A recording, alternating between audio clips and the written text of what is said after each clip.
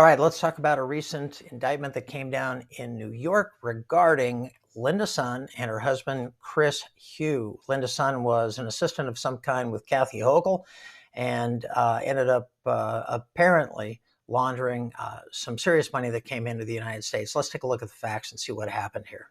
All right, starting on page 4 of the indictment, it alleges that she acted as an undisclosed agent of the government of the People's Republic of China and the Chinese Communist Party.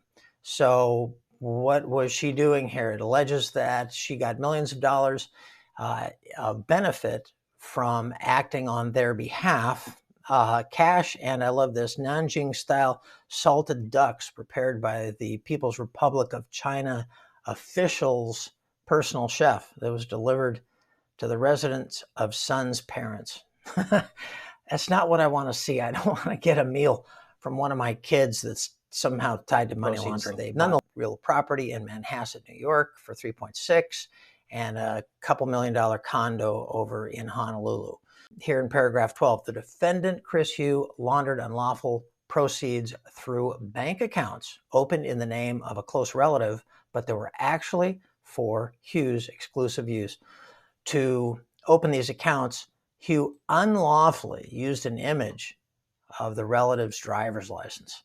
All right, so this is on the bank verifying who your customers are. They've got to do a better job of know your customer, right? So they got tricked by false use of identification. So in a voluntary interview with agents from the FBI in July 2020, defendant Linda Sun misrepresented the purpose of one of her trips to the People's Republic and concealed the fact that it was arranged and funded by co-conspirators. Couple of comments here.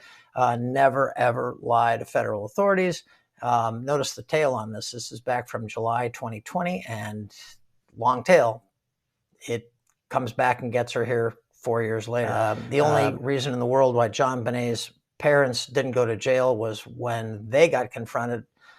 They just shut up, hired lawyers, and they never said a thing. So you don't lie to FBI agents when they're interviewing you. Now, in return for the defendant Linda Sun's political activities on behalf of China, they rewarded her by aiding her husband, Chris Hugh's, China-based commercial activities. So not so clumsy as to put the cash directly in her pocket, but he's got a business in China, and so let's make sure that that business is thriving. That's how they funneled money to her. Here's another picture in the indictment. So she's sort of all over Chinese communist meetings, and she's helping them arrange meetings. Here's some of the benefits that are listed in this indictment. Tickets to Chinese National Traditional Orchestra, tickets to this, tickets to that, and I love this down here, 6 salted ducks from PRC official on or about July 28th, then 6 salted ducks from official on about November 23rd, then more ducks. I don't know how much 6 salted ducks cost.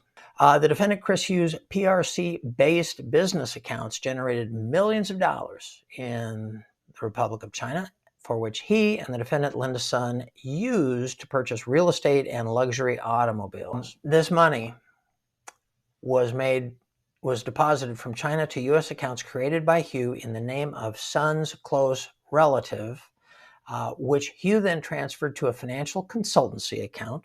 So they are layering this money. They are hiding it. They are layering it. They're doing everything they can to not declare this income. So then they buy this property in Manhasset, New York, a 47th floor high-rise in Honolulu. And I like this too. Among the things that they purchased with the money were this Range Rover, the Ferrari, a Mercedes. If you own this Range Rover, I'm not sure why you need the Mercedes, but this is part of what they got with their ill-gotten money. Again, all while not showing any really big reportable income.